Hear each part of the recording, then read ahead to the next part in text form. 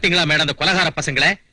எனக்கு தெரிஞ்சதை நான் சொல்றேன். மதுவிலக்கு நீங்க அமல் செய்ய போறீங்கன்னு தெரிஞ்சதும் அந்த கான்ட்ராக்டர் எல்லாம் சேர்ந்து உங்க புருஷனை கொல்ல முயற்சி பண்ணிருக்காங்க.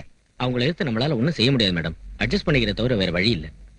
யாராவது ஏதாவது செஞ்சிருவாங்கன்னு பயப்படுறவளா இருந்தா இந்த பதவிக்கு வந்திருக்கவே மாட்டேன்.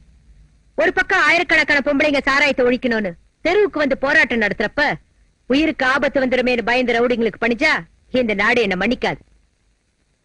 இப்ப எனக்கு தெரிஞ்சதை சொல்றேன். இவகிட்ட பேசுறதுல பிரயோஜனம் இல்ல. நாம இப்போ ஒரு வேலை செய்யணும். என்ன?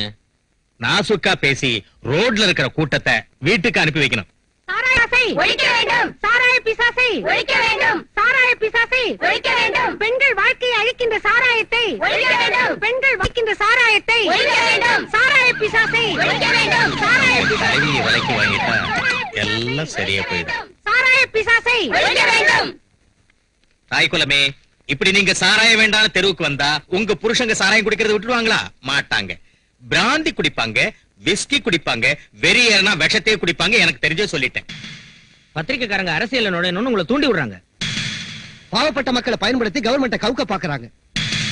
பிராண்டி ஷாப்காரங்க அவங்களுடைய வியாபாரம் பெருகணும்னு தான் உங்களுடைய போராட்டத்துக்கு நன்கொடை தராங்க. இங்க பாருங்க, உங்க புருஷங்க சாராயம் குடிச்சு ஆரோக்கியத்தை கெடுத்துக்கிட்டா ஃப்ரீயா வைத்தியம் செய்யறோம். அதிகமா குடிக்கிற புருஷன் யாருக்கு இருக்காங்கன்னு தேர்ந்தெடுத்து ஒரு புது மாருதி கார் கொடுக்கிறோம். சின்ன வயசுல புருஷன் குடிச்சு செத்து போயிட்டா கிட்டக்க இருந்து விதவ கல்யாணம் செஞ்சு வைக்கிறோம். தாலி பண்றதுக்கான செலவை சாராய கான்ட்ராக்டர் கையால கொடுக்க வைக்கிறோம்.